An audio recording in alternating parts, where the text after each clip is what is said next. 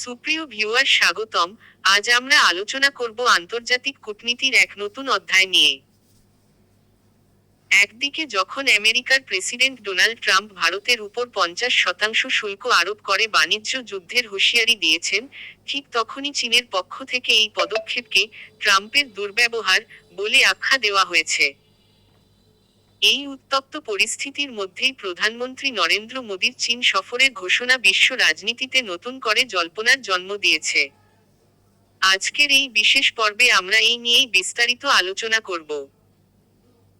সম্প্রতি মার্কিন যুক্তরাষ্ট্র ভারতীয় পণ্যের ওপর অতিরিক্ত 25% শুল্ক আরোপের ঘোষণা দিয়েছে, যার ফলে মোট শুল্কের পরিমাণ দাঁড়িয়েছে 50%। আমেরিকার দাবি, রাশিয়ার কাছ থেকে ভারতের ক্রমাগত তেল কেনার প্রতিক্রিয়াতেই এই সিদ্ধান্ত। এই পদক্ষেপ ভারতের অর্থনীতিতে বড় ধরনের প্রভাব ফেলতে পারে বলে আশঙ্কা করা হচ্ছে। ভারত সরকারের পক্ষ থেকে এই সিদ্ধান্তকে দুর্ভাগ্যজনক, অন্যায় ও অযৌক্তিক বলে বর্ণনা করা হয়েছে।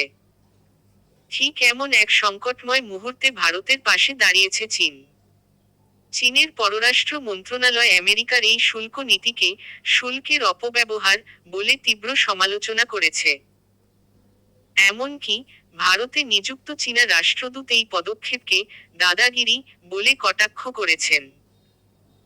চীনের এই প্রতিক্রিয়া যথেষ্ট তাৎপর্যপূর্ণ, কারণ ভারত ও চীনের দ্বিপাক্ষিক সম্পর্ক গত কয়েক বছর ধরে খুব একটা মসৃণ ছিল না। এই টানাপোড়েনের মধ্যেই জানা গেছে যে, প্রধানমন্ত্রী নরেন্দ্র মোদী সাংহাই সহযোগিতা সংস্থা বা স্কোর শীর্ষ সম্মেলনে যোগ দিতে এই মাসের শেষে চীন সফরে যাচ্ছেন। বিগত 7 বছরে এটিই হবে তার প্রথম চীন সফর। বিশ্লেষকরা মনে করছেন, আমেরিকার সঙ্গে ভারতের ক্রমবর্ধমান উত্তেজনার আবহে এই সফর অত্যন্ত গুরুত্বপূর্ণ।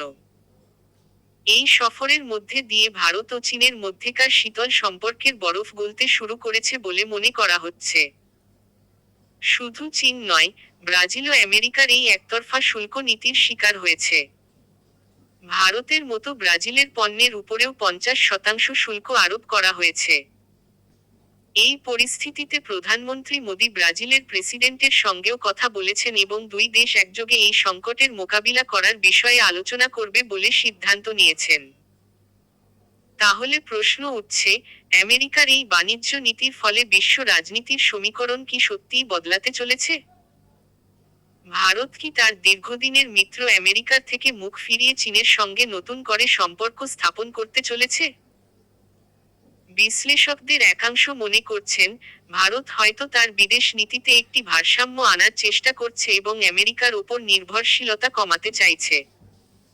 মোদির এই চীন সফর সেই দিকেই একটি গুরুত্বপূর্ণ পদক্ষেপ হতে পারে। যদিও ভারত ও চীনের মধ্যে সীমান্তসহ একাধিক বিষয়ে মতপার্থক্য রয়েছে, কিন্তু বর্তমান পরিস্থিতিতে দুই দেশই আমেরিকার বাণিজ্য নীতির বিরুদ্ধে একজোট হতে চাইছে। মোদির এই সফরে চীনের প্রেসিডেন্ট শি জিনপিং এবং রাশিয়ার প্রেসিডেন্ট ভ্লাদিমির পুতিনের সঙ্গেও বৈঠক হওয়ার সম্ভাবনা রয়েছে, যা এই জোটকে আরও শক্তিশালী করতে পারে।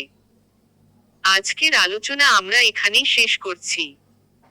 বদলাতে থাকা বিশ্ব রাজনীতিতে ভারতের পদক্ষেপ কোন দিকে মোড় নেয়, সেদিকে আমাদের নজর থাকবে। নূতন আপডেট পেতে আমাদের সাথে থাকার জন্য ধন্যবাদ।